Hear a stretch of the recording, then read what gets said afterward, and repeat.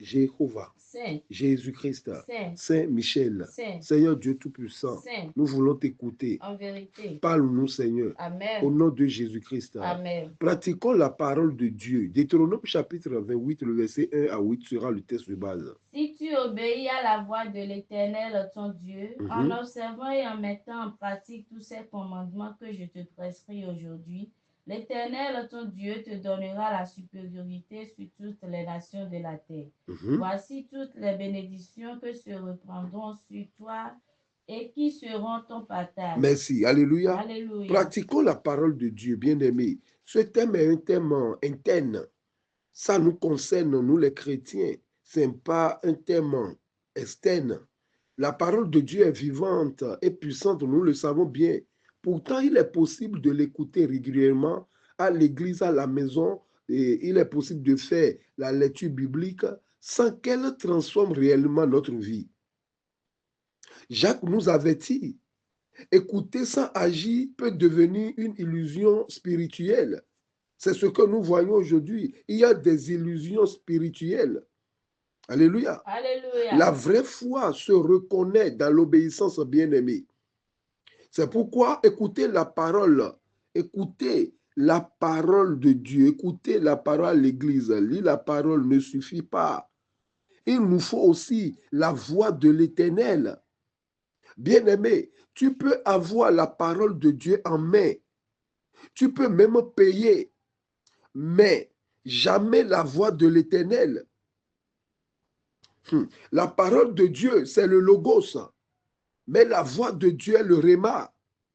Ce qui bénit l'homme, ce n'est pas le logos, ce n'est pas ce qui est écrit là, mais c'est le réma qui est la parole révélée. Et non le logos qui est la parole écrite. Alléluia. Alléluia. Pourquoi nous devons aimer la parole de Dieu? Nous devons aimer la parole de Dieu qui est la matière première. C'est-à-dire la pratiquer pour avoir le résultat. La parole est comme un miroir. Elle révèle notre état intérieur. Raison pour laquelle il faut avoir une Bible et la lire. Lire seulement ne suffit pas, il faut agir maintenant.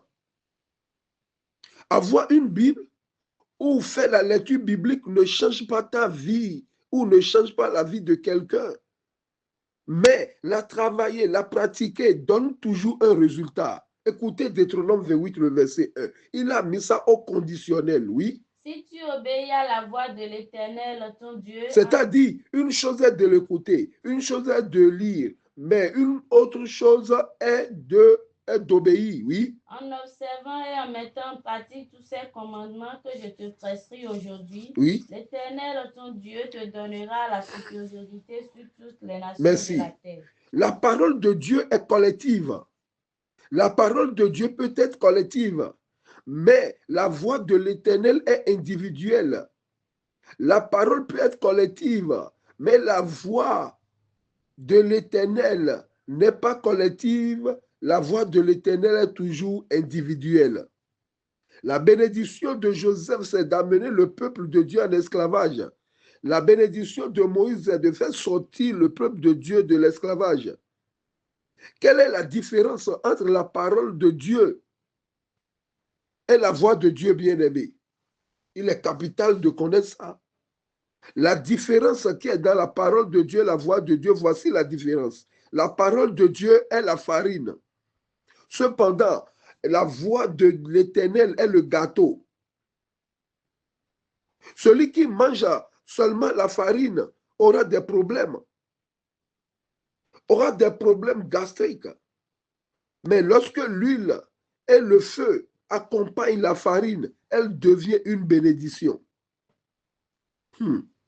Et c'est ce qui nous manque aujourd'hui. L'huile symbolise la sanctification. Le feu, c'est le Saint-Esprit. La farine, c'est la parole de Dieu écrite qui est dans nos mains. Mais nous devons toujours l'accompagner de l'huile et du feu pour être bien à l'aise. Sinon, on aura des problèmes internes. Et c'est ce qui se passe au milieu de nous. Deutéronome 28, le verset 2. Il dit, voici toutes les bénédictions qui se répandront sur toi et seront ton partage. Pourquoi? Parce que il faut l'appliquer d'abord pour avoir les bénédictions. Il y a la bénédiction et il y a les bénédictions. Il a commencé par la bénédiction, mais il a fini par les bénédictions. Les bénédictions sont des maisons, sont des biens matériaux. Alléluia. Alléluia.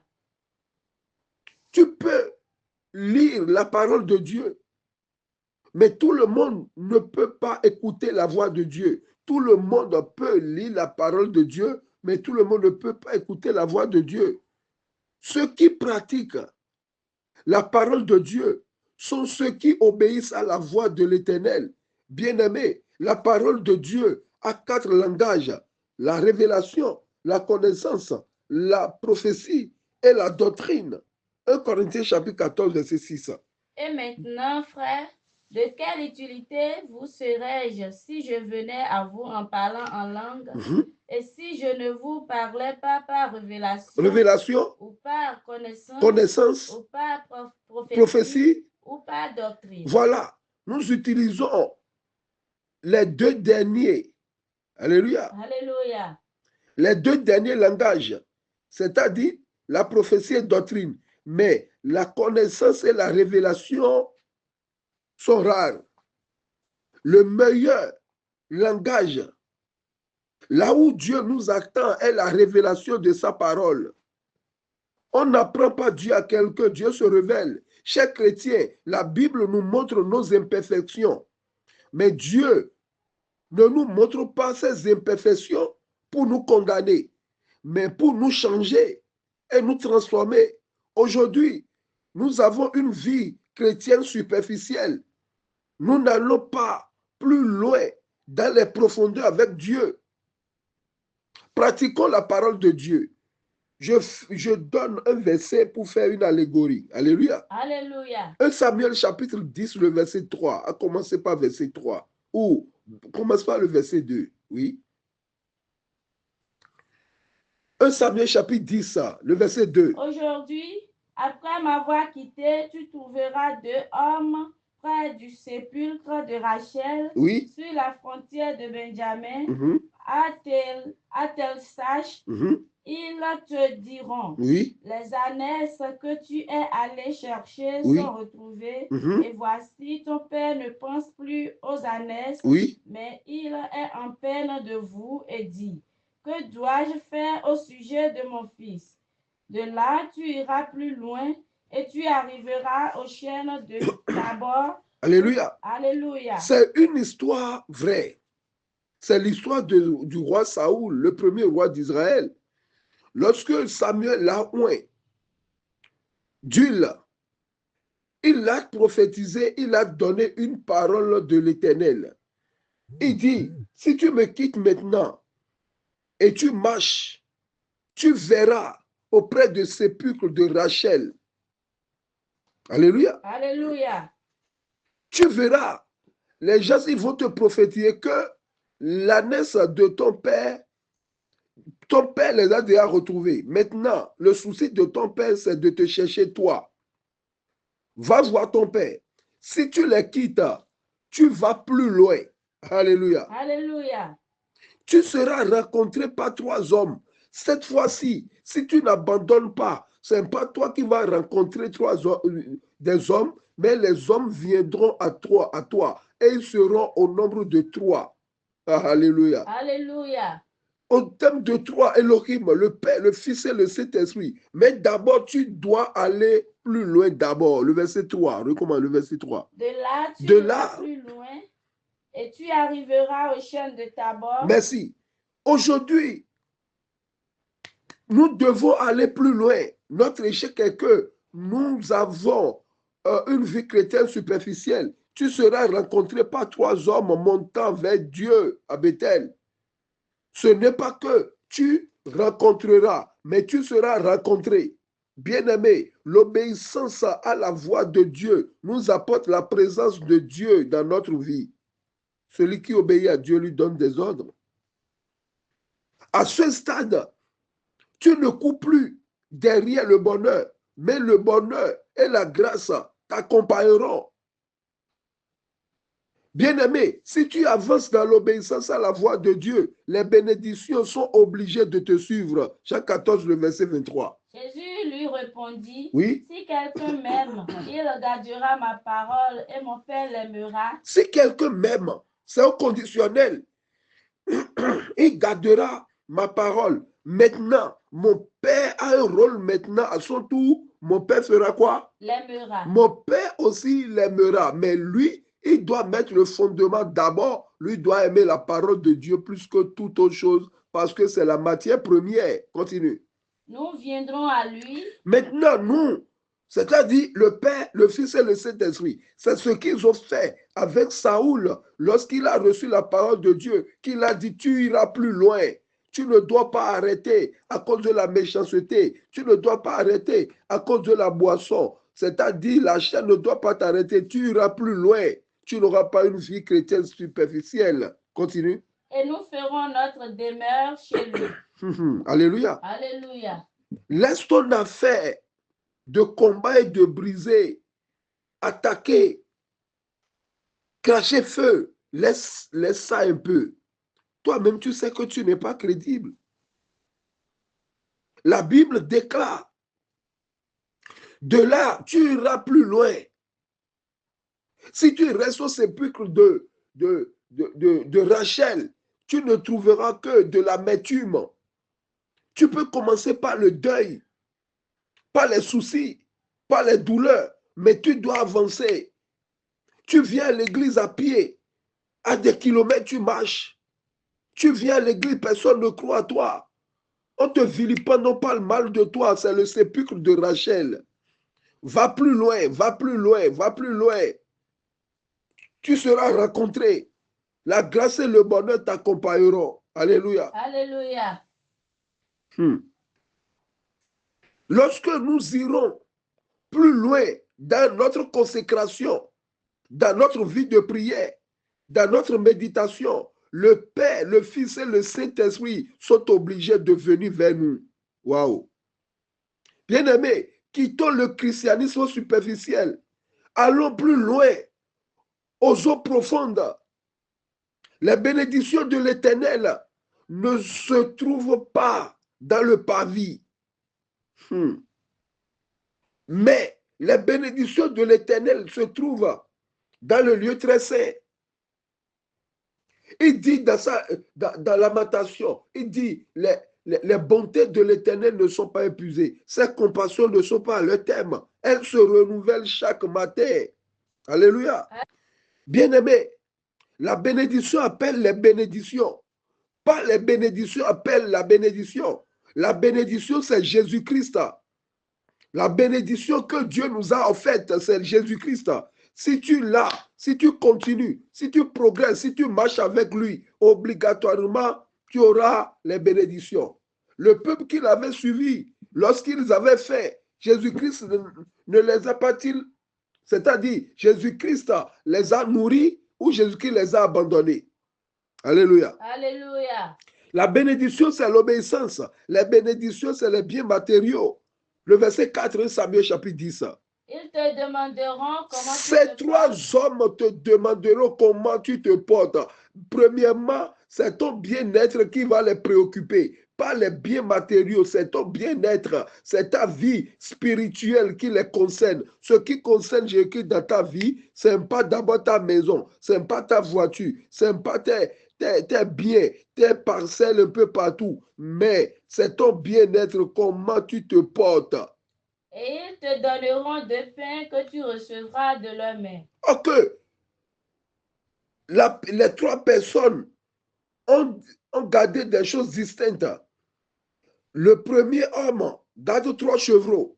Deuxième homme a gardé 3 gâteaux. Et le troisième homme garde le vin. Mais lorsqu'ils l'ont rencontré, ils l'ont donné maintenant 2 gâteaux. Waouh! C'est profond. Je préfère ne pas aller plus loin, sinon je vais trop parler. Je vais m'attarder là.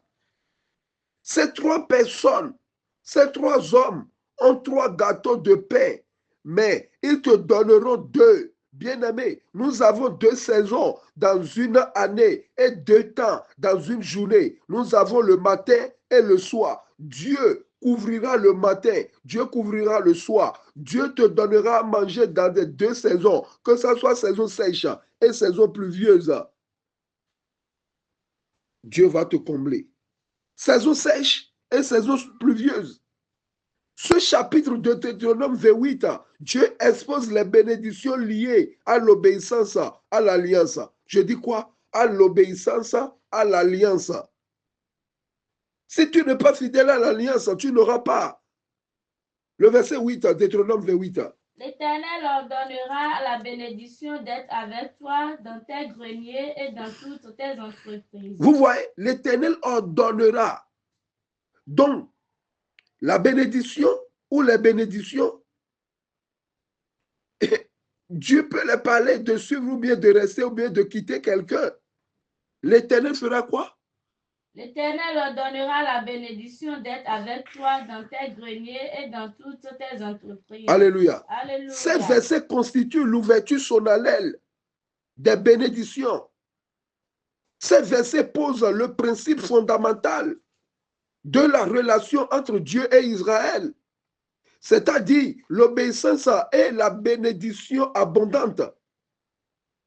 C'est-à-dire, dans Deutéronome 28, il ne s'agit pas de salut par les œuvres.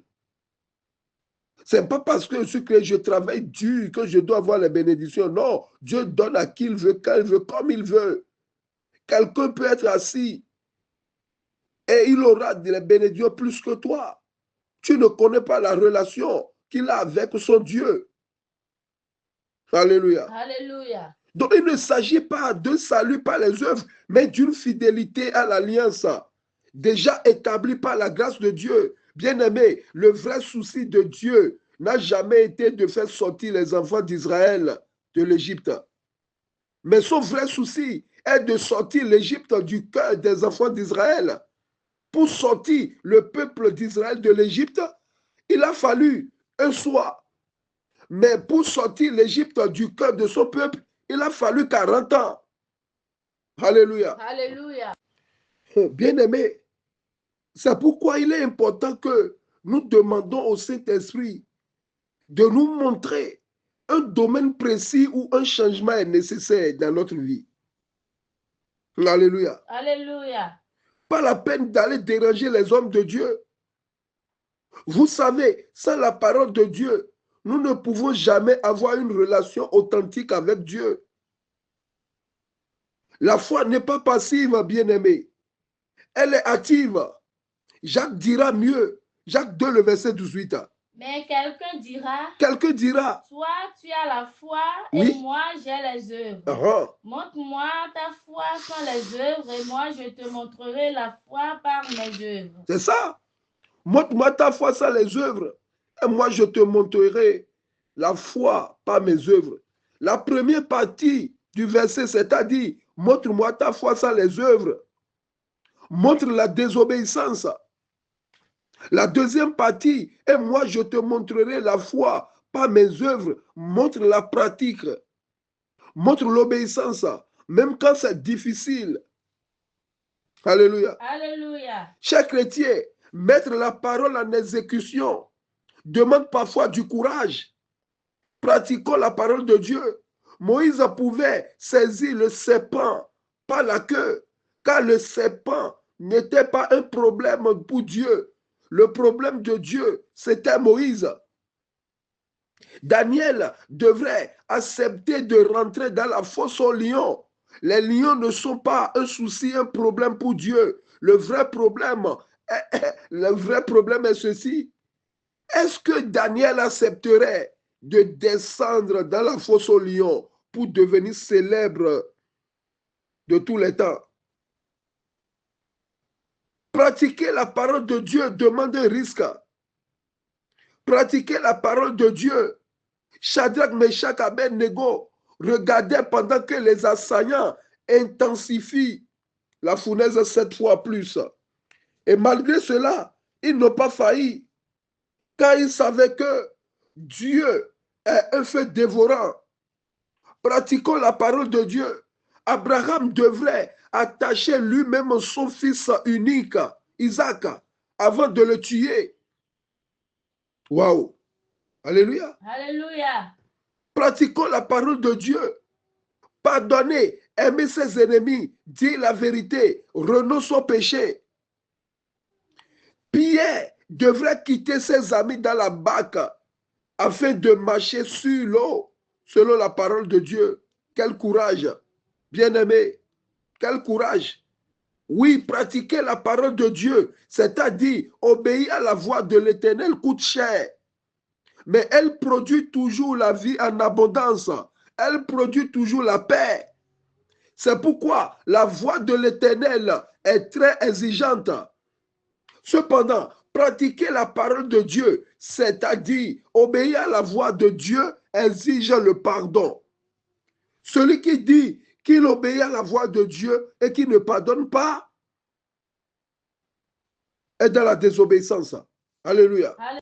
Luc chapitre 23, le verset 43. Jésus lui répondit, Oui. je te le dis en vérité, aujourd'hui tu seras avec moi dans le paradis. Waouh.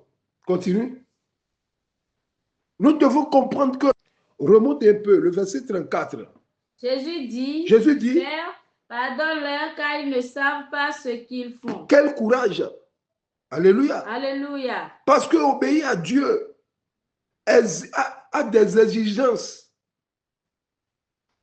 Est-ce que la vie de Joseph n'a-t-elle pas changé lorsqu'il a pratiqué la parole de Dieu en pardonnant ses frères?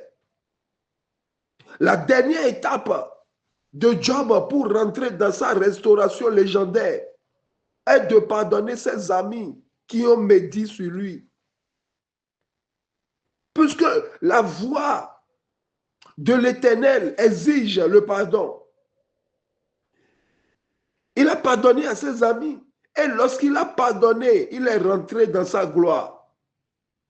Pratiquons la parole de Dieu. C'est difficile, mais ça donne un bon résultat.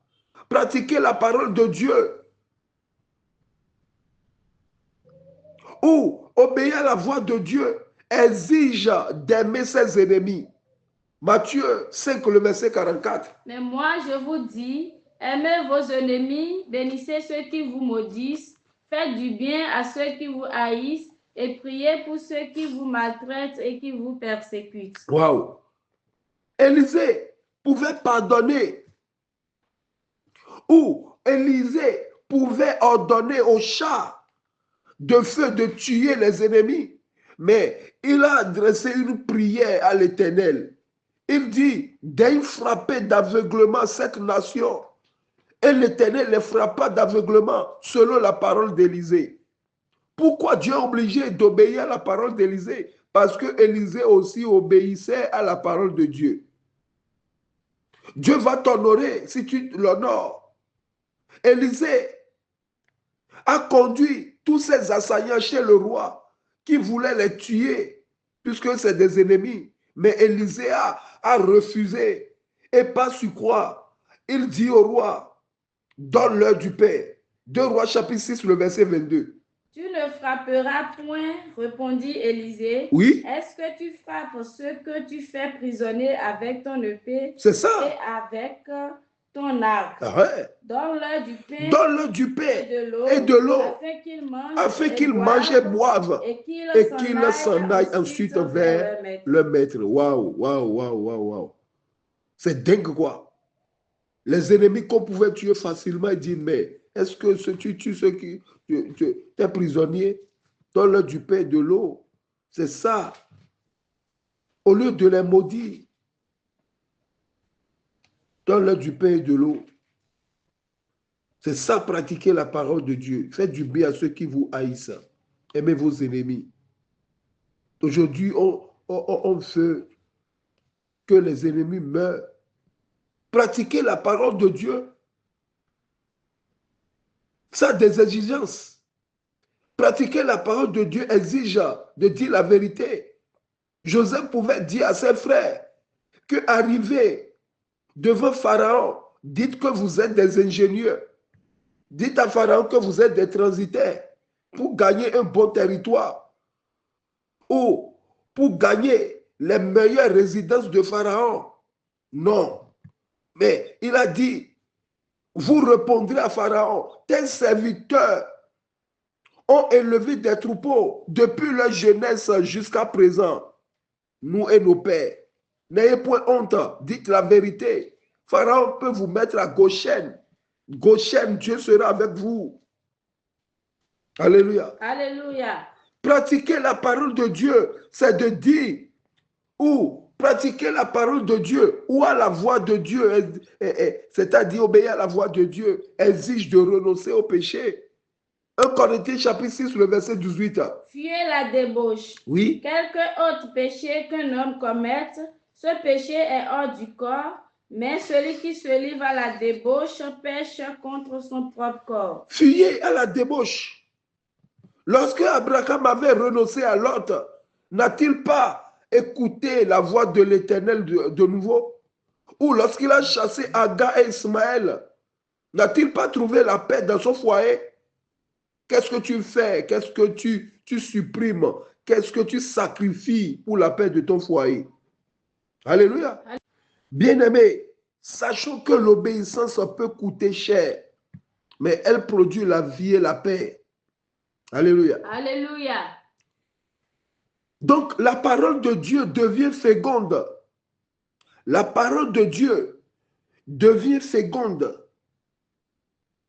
lorsqu'elle se traduit en acte. Voici quelques verbes qui caractérisent la fécondité de la parole de Dieu. Aimer, pardonner, servir, rester fidèle, marcher dans l'humilité et l'obéissance. Et pratiquer la parole de Dieu, c'est appliquer toutes ces choses au quotidien. Pratiquer la parole de Dieu ne veut pas dire de donner la reine, de rester sur place et de ne pas servir, mais de se faire servir. Non. Qui t'est établi chef? Toi, tu ne sais personne. Dans la vie, il y a deux méthodes, la théorie et la pratique. Même chose dans la marche avec Christ. Dans le monde, nous avons les complexes scolaires, mais à l'église, nous avons le complexe spirituel.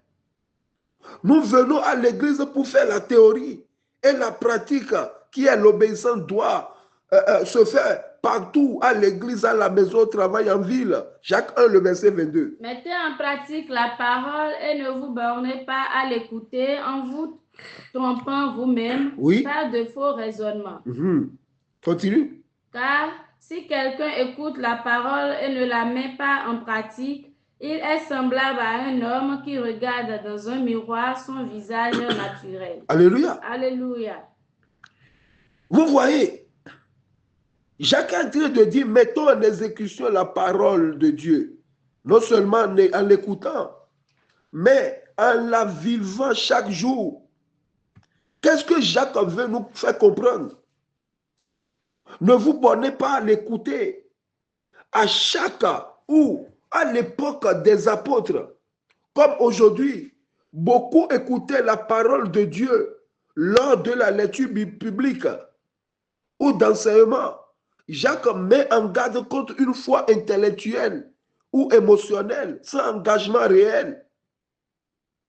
Écoutez, sans obéir, écouter la parole de Dieu, sans obéir, produit une illusion spirituelle.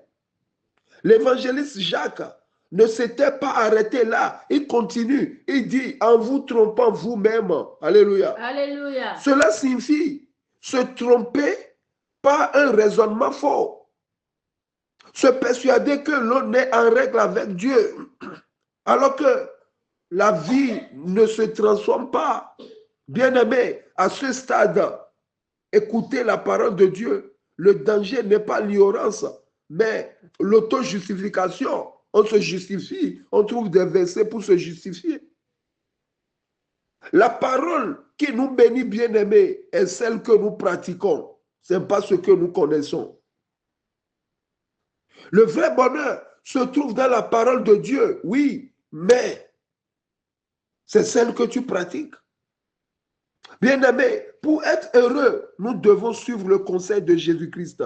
Luc chapitre 11, le verset 27-28. Tandis que Jésus parlait ainsi, une femme élevant la voix du milieu de la foule lui dit, « Heureux le sein qui t'a porté, heureuses les mamelles qui t'ont alerté. » Et il répondit, « Heureux plutôt ceux qui écoutent la parole de Dieu et qui la gardent. » Pourquoi Jésus s'est arrêté là?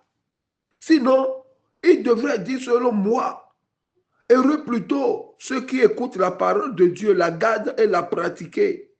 Mais il a dit, heureux plutôt ceux qui écoutent la parole de Dieu et qui la gardent. Notre Seigneur s'était arrêté sur et qui la garde. Parce que avant de pratiquer selon la parole, il va falloir nécessairement la garder. Toi qui ne gardes pas la parole de Dieu, ce sera difficile de la pratiquer. La parole de Dieu ne veut pas dire seulement de donner, de faire de l'aumône, de faire des actions de grâce, non. La parole de Dieu est puissante et tranchante. Hébreux 4, le verset 12. Car la parole de Dieu est vivante et efficace, plus tranchante qu'une épée quelconque à deux tranchants, Wow. pénétrante jusqu'à partager âme et esprit, jointure et moelle. Elle juge les sentiments et les pensées du cœur. Quelle force! Faites seulement le premier pas en acceptant de garder la parole de Dieu et le reste, la parole même le fera. C'est subtil quoi. Personne ne peut expliquer ce mécanisme.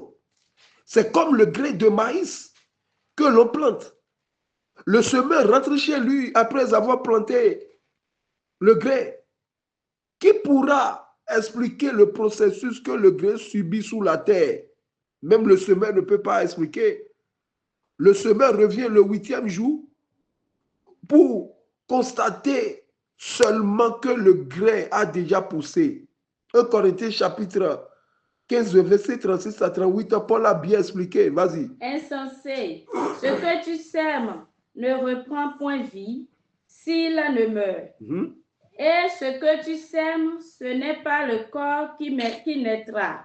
C'est un simple grain, du blé peut-être, ou d'une autre semence. En vérité. Puis Dieu lui donne un corps comme il lui plaît. Et à chaque semence, il donne un corps qui lui est propre. Alléluia. Alléluia. À chaque semence, c'est Dieu qui donne le corps.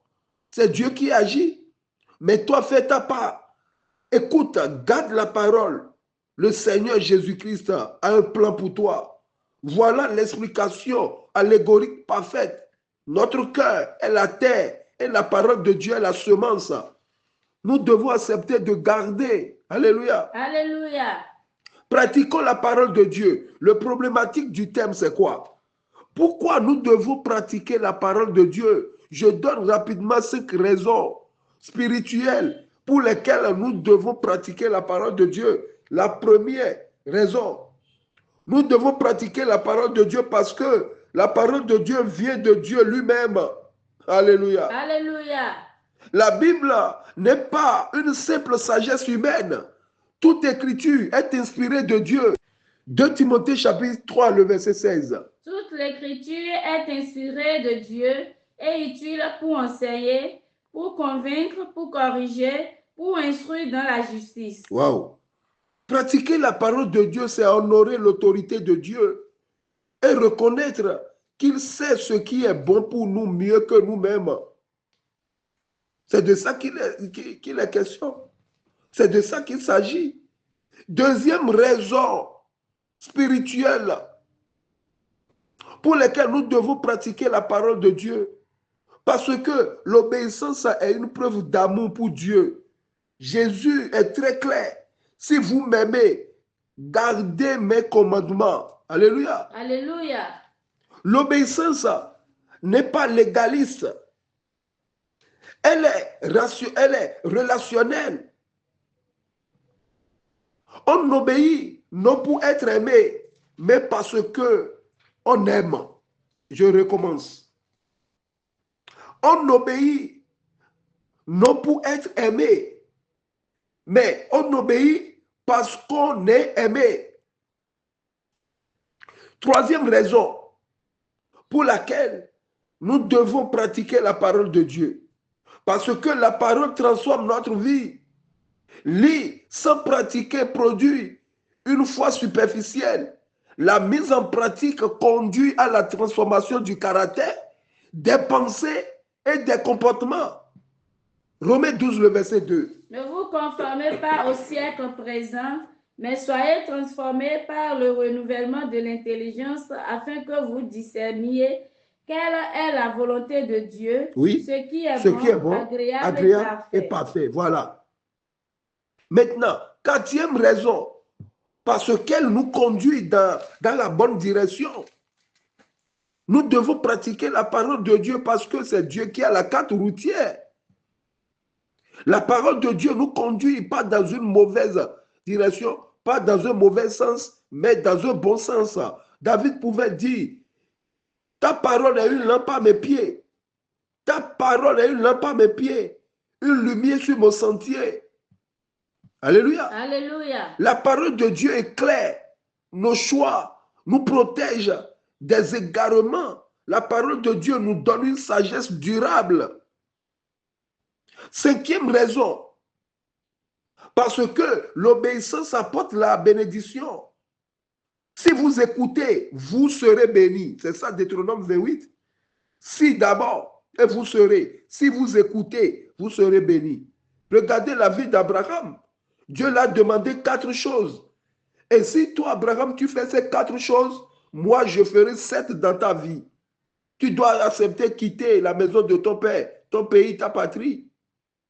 Alléluia. Alléluia. La bénédiction n'est pas seulement matérielle. Il y a la bénédiction comme la paix intérieure, c'est une bénédiction. La stabilité spirituelle, c'est une bénédiction. Communion avec Dieu, c'est une bénédiction. Alléluia. Alléluia. Maintenant, il faut toujours se poser cette question de réflexion. C'est-à-dire, quelle vérité biblique est-ce que je connais, mais que je n'applique pas encore? Nous devons nous poser cette question. Je connais ce verset par cœur, mais que je n'applique pas. C'est quel verset? Bien-aimé, pourquoi les promesses de Dieu? Nous devons savoir que les promesses de Dieu ne se réalisent pas dans notre vie. Ce n'est pas que Dieu a un problème, mais c'est nous-mêmes le problème. Donc nous devons poser la question, pourquoi les promesses de Dieu ne se réalisent pas dans ma vie? Peut-être que l'erreur de mon côté, la résistance à la voix de Dieu, c'est automatiquement un blocage. La résistance à la voix de Dieu, la résistance à la parole de Dieu bloque le processus de notre promesse. Car, bien-aimé, il n'y aura jamais la promesse sans le processus. Il n'y aura jamais les bénédictions sans le processus. Tu dois déclencher tes bénédictions.